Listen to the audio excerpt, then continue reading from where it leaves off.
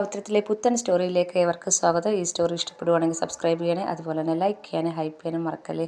അങ്ങനെ വേദ താൻ ആ വീട്ടിലേക്ക് പോയതിൻ്റെ സത്യങ്ങളെല്ലാം ശങ്കറിനോട് പറയുമ്പോൾ അത് കേൾക്കുന്ന വിക്രത്തിന് സഹിക്കാൻ പറ്റുന്നില്ല. തന്നോടുള്ള വൈരാഗ്യം കൊണ്ടാണ് ഇത്രയും നാൾ വേദ തൻ്റെ കൂടെ ജീവിച്ചതെന്നാണ് വിക്രത്തിൻ്റെ ഒരു വിശ്വാസം. ആ വിശ്വാസം മാറിയപ്പോഴത്തേക്ക് വിക്രത്തിന് സഹിക്കാൻ പറ്റുന്നില്ല.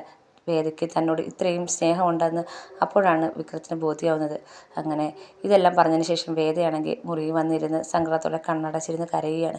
ഈ സമയത്ത് വിക്രം പുറത്തേക്ക് ഇറങ്ങി വരുന്നുണ്ട്.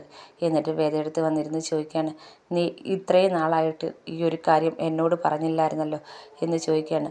അപ്പോൾ വേദ ചോദിക്കുകയാണ്, ഞാൻ എന്തിനാണ് പറയുന്നത്? അതിൻ്റെ ആവശ്യമുണ്ടെന്ന് എനിക്ക് തോന്നിയില്ല. ഞാൻ ഈ കാരണം കൊണ്ടാണ് വിക്രത്തിൻ്റെ ജീവിതത്തിലേക്ക് വന്നത്. ഞാൻ എന്തിനാണ് പറയുന്നത്? അങ്ങനെയാണ് ഞാൻ വന്നത്. പക്ഷേ ഇപ്പോൾ ഞാൻ വിക്രത്തെ എൻ്റെ ഭർത്താവായി അംഗീകരിച്ച് സ്നേഹിക്കുന്നുണ്ട്. അതെല്ലാം എൻ്റെ മനസ്സിൽ നിന്ന് പോയി എന്ന് പറയാണ്. നീ എൻ്റെ കുടുംബത്തെ ഇത്രയേറെ സ്നേഹിക്കുന്നുണ്ടല്ലോ. നിന്നെ എൻ്റെ ഭാര്യയായി കിട്ടിയത് എൻ്റെ ഭാഗ്യമാണെന്ന് പറഞ്ഞ് വേദയെ ചേർത്ത് പിടിക്കുകയാണ്. അപ്പോൾ വേദയ്ക്ക് ഭയങ്കര സന്തോഷമാവുന്നുണ്ട്. കാരണം അവരുടെ ജീവിതത്തിൽ അങ്ങനൊരു മുഹൂർത്തം ആദ്യമായിട്ടാണ്.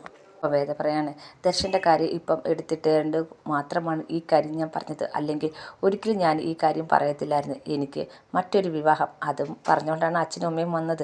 അത് കൂടുതൽ പറയുന്നതിന് മുമ്പേ ഈ കാര്യം പറയേണ്ട എനിക്ക് വന്നു എന്ന് വേദ പറയാണ്. അപ്പം വിക്രം പറയാണ്, ഇനി ഒരിക്കലും നിന്നെ വിട്ട് ഞാൻ പോകത്തില്ല എന്ന് പറയാണ്. ഇനി നിന്നെ ആർക്കും വിട്ടുകൊടുക്കത്തുമില്ല എന്ന് വിക്രം വേദയെടുത്ത് പറയാണ്. അങ്ങനെ വിക്രവും വേദയും കൂടുതൽ പ്രണയിക്കുകയാണ്. പിന്നെ അവരെ കുറേ പ്രണയ സീനുകളാണ്.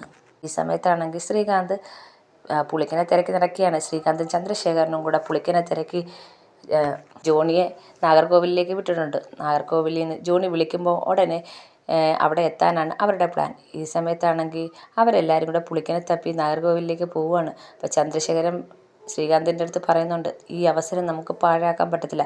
പുളിക്കന് ഒരു തരത്തിലും വാസവൻ്റെ കൈ കിട്ടാനും പാടില്ല എന്ന് പറയുകയാണ്. അപ്പം അങ്ങനെ അവരുടെ പ്ലാൻ പുളിക്കനെ കൊല്ലുക, അതാണ്. അതിനുശേഷം വാസവനെ കൊണ്ട് വിക്രത്തെ കൊല്ലിക്കുക. ഇതൊക്കെയാണ് ശ്രീകാന്തിൻ്റെയും ചന്ദ്രശേഖരൻ്റെയും ഉദ്ദേശം. അതിനുശേഷം വേദയെ ദർശനെ കൊണ്ട് കല്യാണം കഴിക്കുക, സ്വത്തുക്കളെല്ലാം സ്വന്തമാക്കുക. അങ്ങനെ ശ്രീകാന്തും ചന്ദ്രശേഖരനും കൂടെ പ്ലാനുകളൊക്കെ ഉണ്ടാക്കുവാണ്.